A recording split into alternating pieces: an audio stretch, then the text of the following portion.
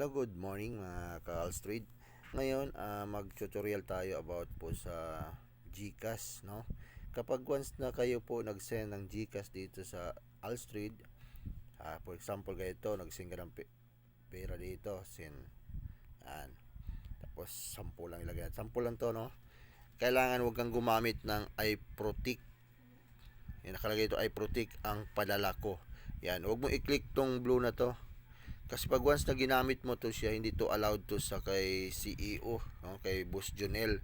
Kasi nga mayroong modus ngayon na pag ginamit mo to tapos ngayon sinend mo sa amin, dito kay Boss Jonel, tapos na registered ka na sa Alstrade, tapos ni-report mo ngayon sa GCash, kinuha mo uli yung pera mo kasi ibabalik to within 74 hours ata.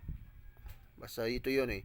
Pag once na click mo yan tapos sinend mo na gumamit ka ng iProtect, hindi po siya allowed, no, sa Alstrade kasi nga may mga taong modus, nakita niyo diyan may na-terminate kasi nga nag-send sila ng pera tapos naka-active na sila sa sa Alstrade, tapos ni-report nila, kinuha uli nila yung pera. Kaya sa mga nagjo-join ngayon, wag kayong gumamit ng iProtect, no? Pwede yung gamitin sa iba pero sa Alstrade wag yung gamitin para po makapag-register po tayo, no? Para hindi sayang yung pera na pinasok nyo. Kaya ayan.